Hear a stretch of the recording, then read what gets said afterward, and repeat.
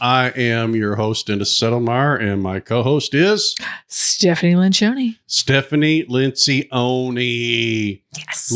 Lencioni or Lencioni?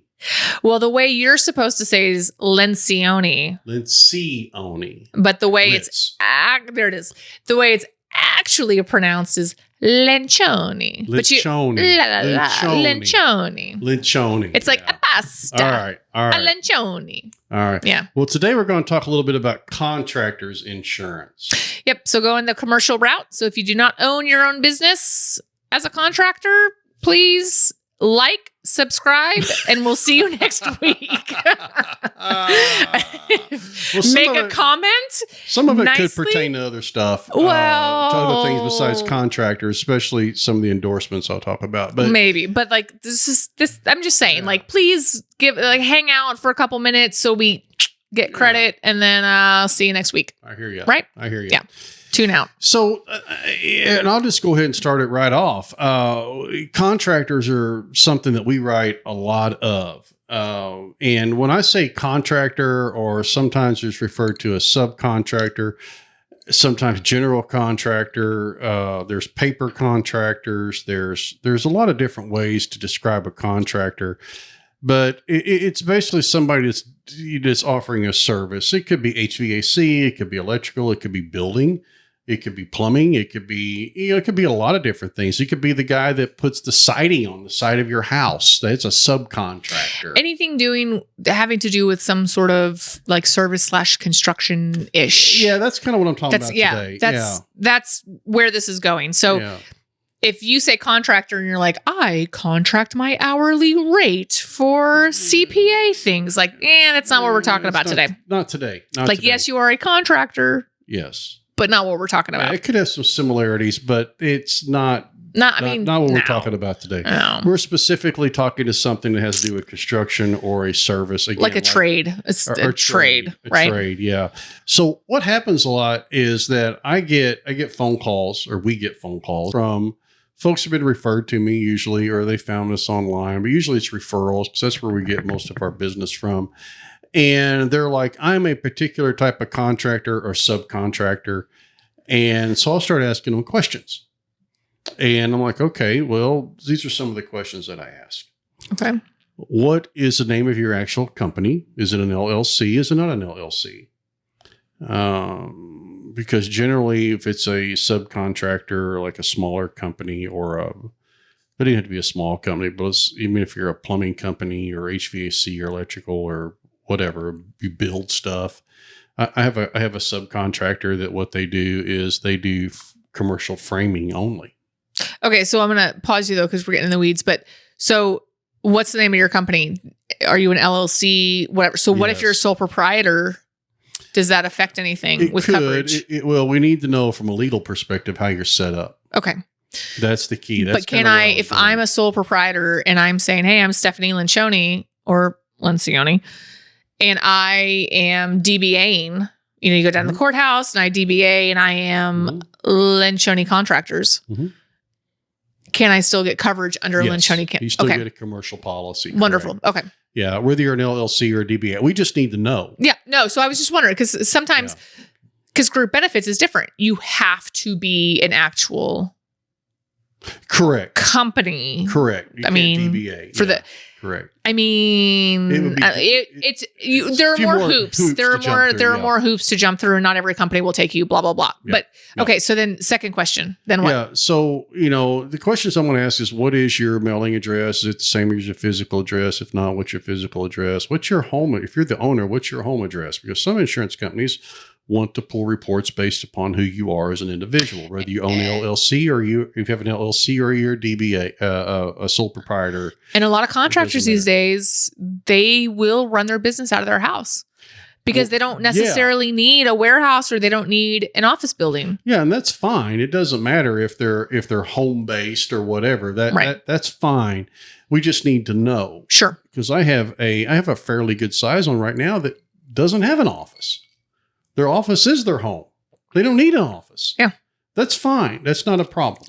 Okay. So next questions. But anyway, we get that. We'll ask, the address, that's going to determine if determine if you're an LLC or just a sole proprietor, which address we need. We're going to ask for your sales. What's your annual sales? What do you think your annual sales are going to be, or gross sales the next 12 months? What do you think it's going to be? And sometimes folks are like, I have no idea. Well, just give me a guess. What are you hoping for? Okay. Because that's key. It is. Can I chime in on this one? Well, you might as well. You've already asked. Jesus. I tell you, folks, you're not here in the room, but there's a knife and we're cutting the tension. You know what I'm saying? No, so that's one thing. So we've got, like, my husband and I have a policy, a contractor's policy. And one of the questions, and you go through the same questions with us, and you're like, well, what are the gross sales going to be? And da-da-da. And again, it's okay to be wrong. So the big thing to remember is if you're not sure, it's okay to be wrong. But it's to keep in mind, they will audit. A lot of companies are going to audit. And so, because they need to gauge truly what is our exposure. Because if you say 200,000 and you're doing 3 million, the exposure is completely different. That's correct. And so they will come back and they will say, oh, that's fantastic that you told us 200,000. I'm so happy for your successful year. But we are going to adjust your premium. And now you do owe back premium based on the fact that you did 3 million opposed to the 200,000. That's correct. And we have that happen sometimes. Absolutely. And sometimes it's like a freak, like, oh my gosh, you hit this amazing contract and you've just exploded and this has been great. And then sometimes you have the people who are like, well, I'm going to go under the radar and I'm going to try to make my insurance as cheap as possible. No. There's a real good chance they're going to find out what the sales are. So what I would encourage people from a contractor standpoint is truly be as realistic as possible on the conservatively lower end, knowing that if you make more money, that's fantastic. Then just account for the fact that you will have potentially an additional insurance invoice at the end of the year if you're audited. Yeah, that's all. So plan for that. Passed. Absolutely. So, but they're not, I mean, do they give refunds? I don't think they audit and you're like 3 million and you do 200 and they're like, oh my gosh, we'll give you 20,000 back. Sometimes they do. Okay. But who wants to do that? But usually there's a limit to how much they'll give back. And again, the recommendation is be as realistic as possible. And I would say, yeah, if you want to ballpark it on the lower end, I don't have an issue with that. But know that as you continue to exceed that, number one, call your agent and update them and say, hey, we need to adjust the policy. It looks like, I know we said 250, but it looks like we're on track for 500, or I'm making that whatever, right? Like, hey, we're on track for 1 million. And then let it get adjusted as you're going. Correct. But that's all. Because it's a real cost. I mean, the insurance is a real cost, and your projected sales is a guess. Yep. You have no idea. Nobody saw COVID coming. Yeah. Right. So I'm just saying, just things to keep in mind from a contractor, insurance policy, purchaser viewpoint. That's what I would recommend. And that's exactly what I tell people is like, look, let's get as realistic as you can. And you don't have to overshoot. You have to shoot them to the moon. You don't have to overshoot. That's correct. Yeah. But what you don't want is at the end of the 12 months, they're going to audit what you did the prior 12 months. You don't want some huge bill. You may have a bill, but let's keep it from being some huge amount. Let it be a smaller amount, because that's going to be a lot easier check to write than a really, really large check. And again, unless you land some like monster contract that you never saw coming. Or you're growing at such a rate that you didn't anticipate. Right. So we have a client that we wrote their first year out, brand new business, first year out, and they thought, well, we'll do $1 million. They did 3. They got audited, which they're going to get audited. Contractors will get audited. Right. Why? Because it's historically, too much. Contractors have not always told the truth. That's so weird. So insurance companies are like, we're going to audit you to make sure that we get the correct numbers. Anyway, they had a $30,000 audit bill. Now, they had done so well, they had the money to pay it, but did they want to pay it?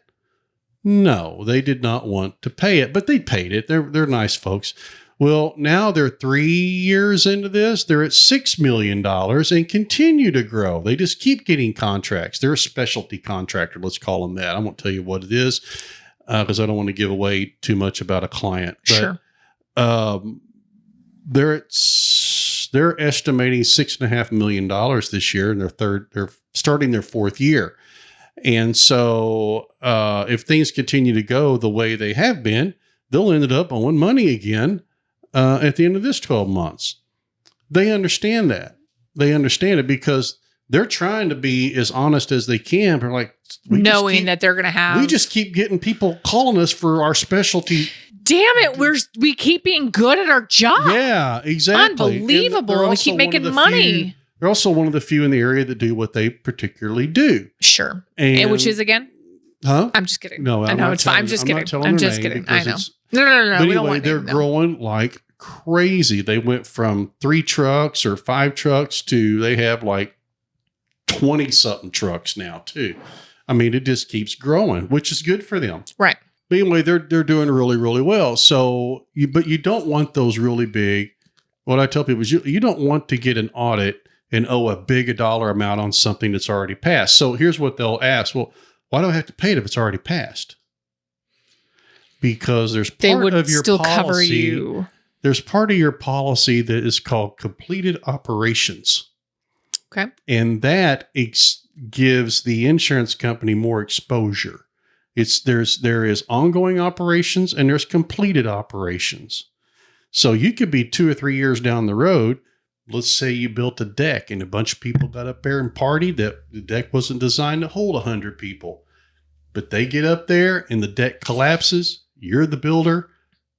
You don't think you're going to get find sued. You, yeah. That's completed operations. Ongoing operations is while you're building it. Sure. Which brings me to some of the endorsement aspects of it.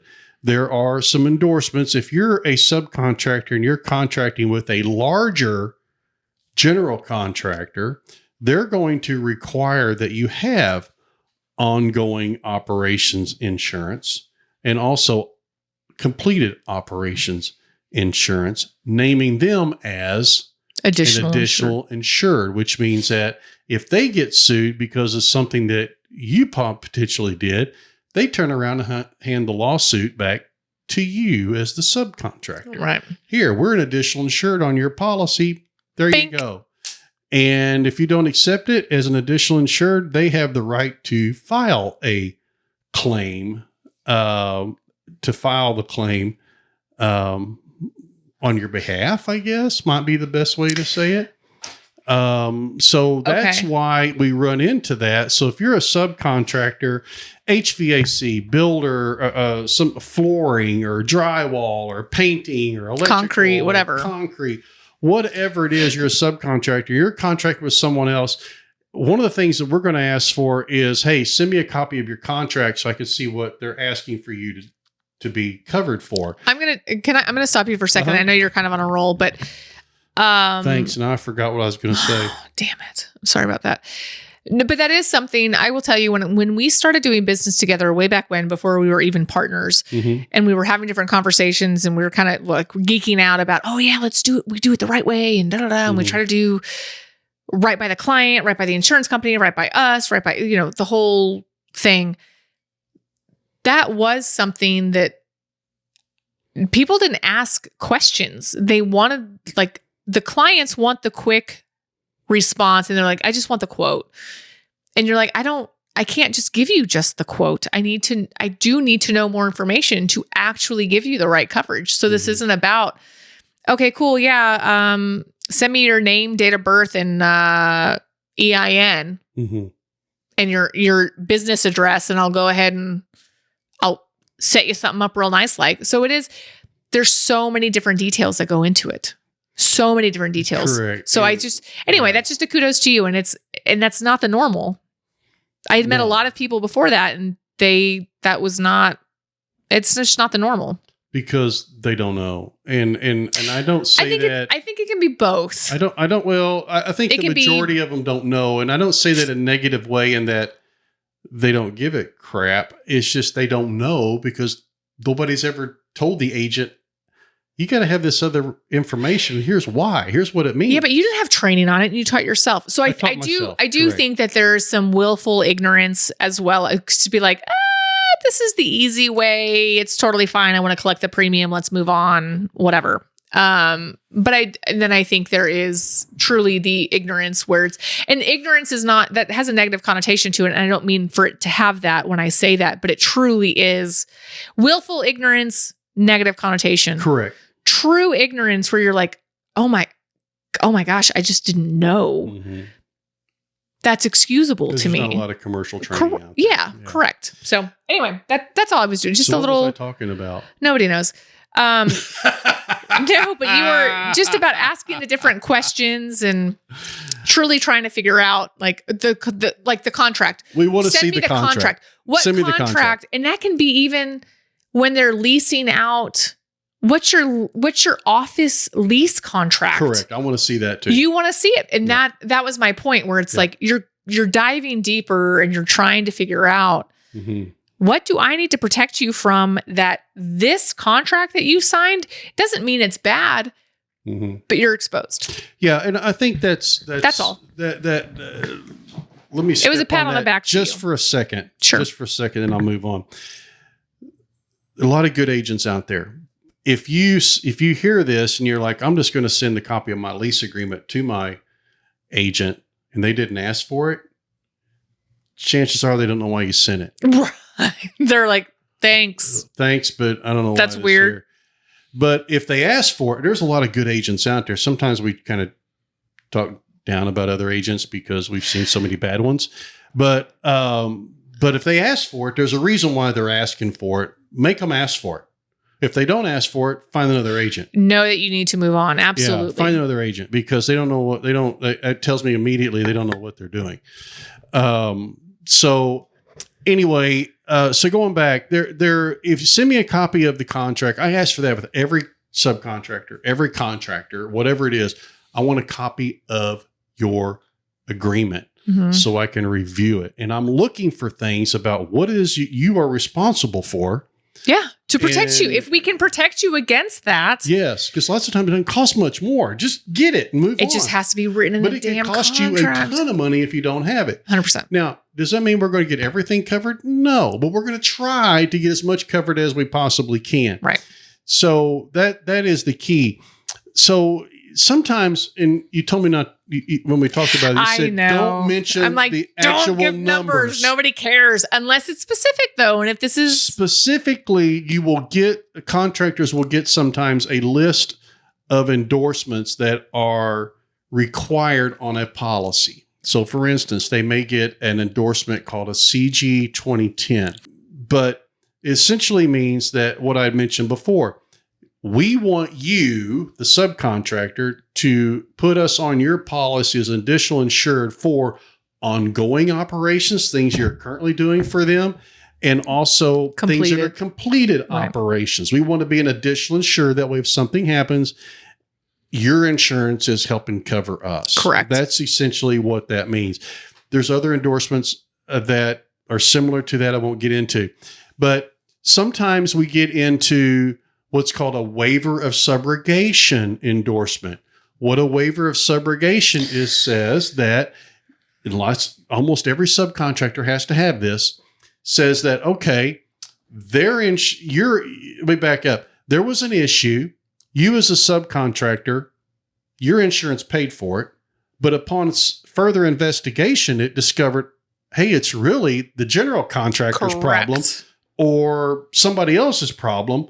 Well, they want you to have an endorsement on your policy that says, we're going to waive that subrogation. To where you can't come back and collect from us. As a subcontractor, I can't go back against the general GC, contractor and say, hey, you owe us money because that shouldn't have been on us. Right. So it's a waiver. You're waiving your rights to do that. The other thing that we'll see is what's called primary and non-contributory coverage. Primary and non-contributory basically says, hey, subcontractor, your policy is the primary policy. It's not a contributing policy to like a package where you may have on these really, really big things, you may have 3, 4, 5, 6 companies that have all went together and are like, okay, we're going to do this we're going to cover this project, but it's Travelers and Markel and it's everyone combining forces, right? It's like the Power Rangers. They share or Captain Planet. Maybe. No, for anyone out there. I don't know. I know who Captain Planet is, but I know. But anyway, it's all these companies that come together for one policy and they share in it. Right. It's like, no, your policy is primary and it's non-contributory to another policy.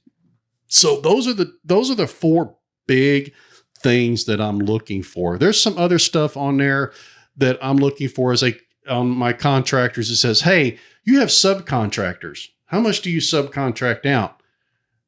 That's one of the questions that I'll have. What percentage do you subcontract out? And I'm not talking about 1099 versus W-2. No. It's truly what other companies are you hiring to do this work? So exactly. And for us, come in and do the work. Companies. 100%. Yeah. And that's right. With roofers. For us, it's usually 100%. It's 100%. Like, we're not the ones. We're the salespeople. Yeah. We're the client contact. That's right. The roofing company is not swinging the hammer. That's right. Mm-hmm. Most roofing companies, the large majority of them, they're not doing their own work. They're contracting or subcontracting out to somebody else. We are acting as paper GCs essentially. Yeah.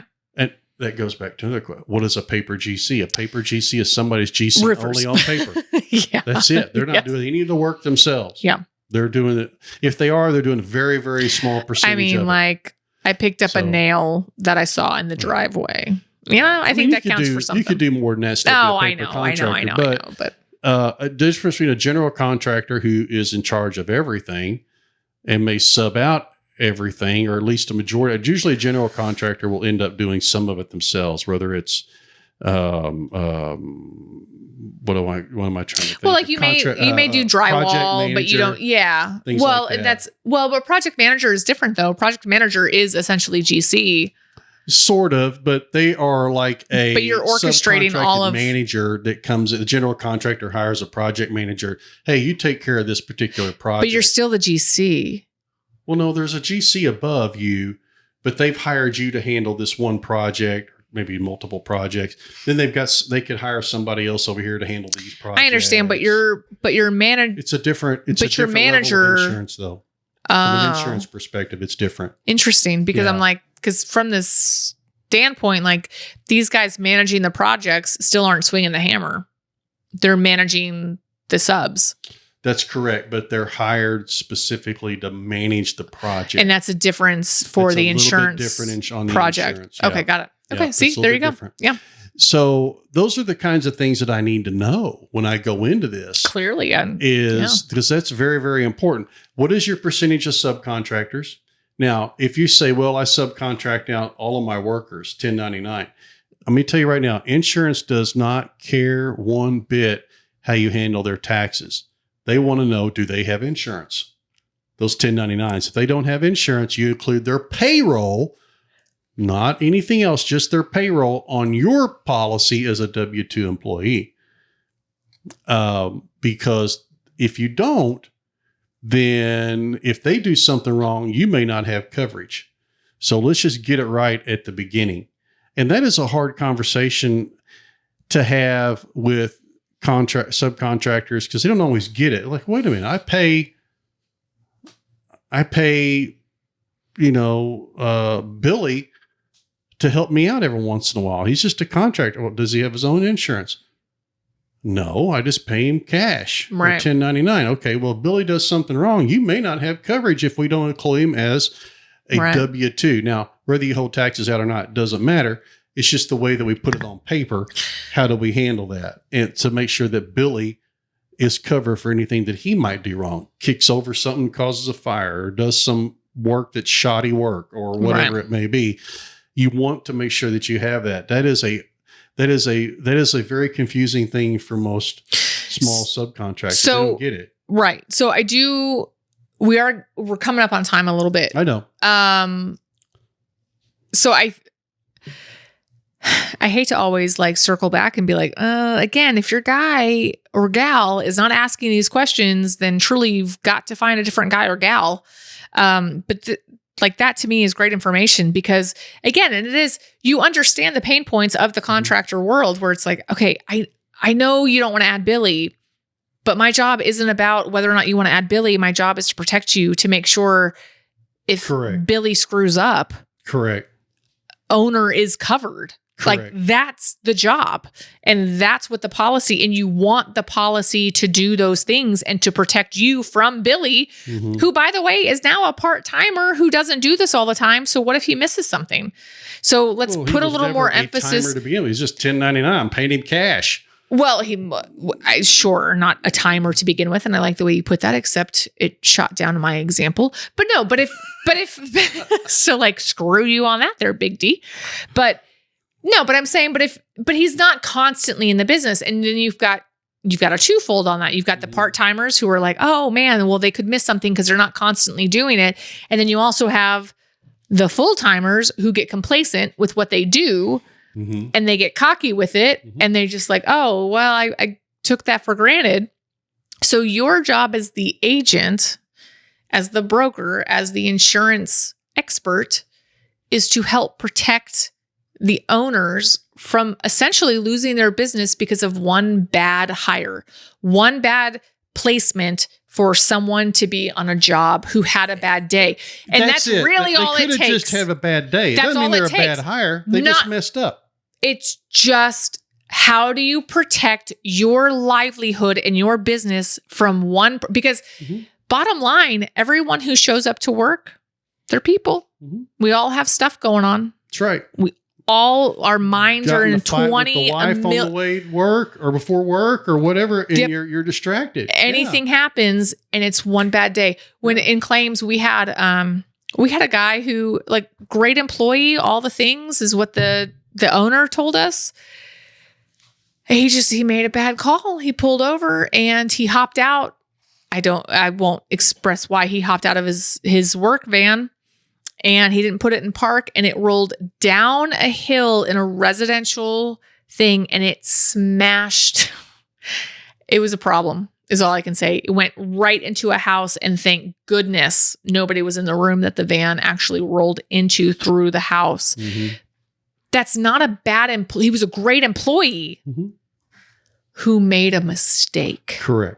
And that is the purpose of why you're asking the questions, what's going on, and why are we taking a deeper dive? It's not to be invasive. It's not to get in your business. It's not to judge you on anything. It's just to say, how do we close the gaps? That's all we're trying to do. How do we close the gaps? And then from there, you can pick and choose which gaps you want to close. Yeah. At the end of the day, it's your decision. Now, it's also my decision whether we insure you or not, depending on what your decisions are. If you're not closing main common gaps, correct, we will most likely say, I really wish you the best of luck. Have a great day. That's why we ask for the contracts. The obscure stuff. Yeah. But the obscure stuff, you're like, yeah, okay. I mean, I get that. Like it's kind of a roll the dice, and that's totally fine. We can't, and you've said it 100 times before, but we can't insure against everything. No. That's not what this is about. This isn't insuring against every single, having an insurance policy is not trying to protect you against every single thing that could ever possibly happen to you. Yeah. But how do we protect you the best we can? The best we can. That's it. That's the best we can. And at the end of the day, and what I tell everybody, whether it's personal or commercial, is like, I'm not the one that's got to write the check. Whatever check that is, whether it's premium or it's out of pocket because you didn't have the coverage. And I mentioned that I'm not the one who has to write the check. I don't have to write the check. Nor am I the one who has to write the check for the claim. So it's your decision. But make the call. Correct. You are correct. The major things we have to do or we won't write it.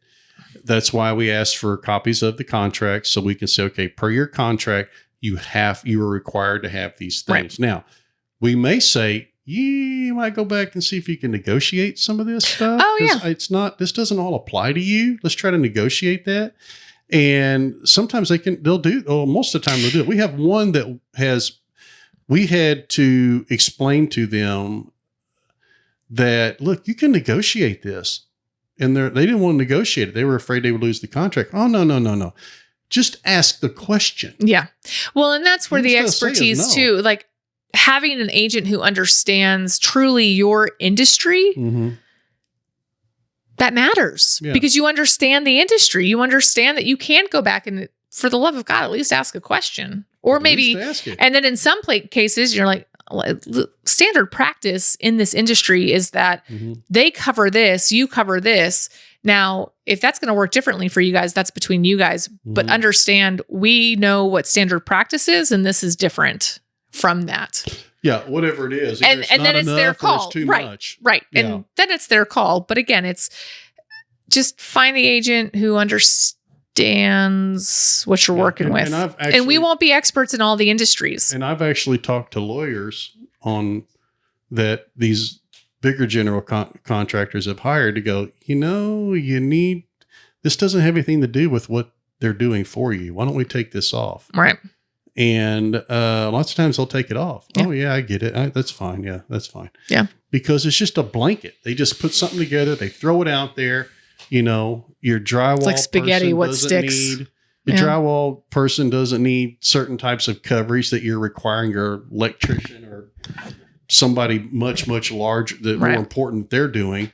They don't need that kind of coverage. Not that drywall's not important. Not the drywall's not, but the risk but we don't need much less. We don't need to insure the concrete below us when we're doing drywall. Yeah, exactly. So anyway, we try to look at that for them. So anyway, right. Sorry. There you go. We could have went on for another hour on this because this is a subject. Well, you got a little passionate there. I know. You got a little fired up, and you even you sat up in your chair. Commercial, and I was like, "Wow, I'm not ready." Really enjoy so because it's helped because I own a business, you own a business, and it's something that I get. There's a balance there, but the balance should be to protect your livelihood should be a little more. In your favor than something else. So, no business owner wants to spend extra money on insurance.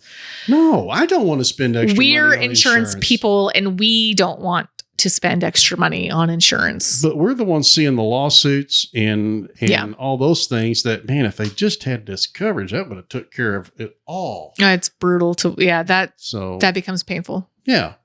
Anyway, wrap us up. We'll talk to him next week. So anyway, thank y'all for joining us. More questions. If you have questions about contractors, insurance, give us a call. Our number is 817-753-0093, or you can email us.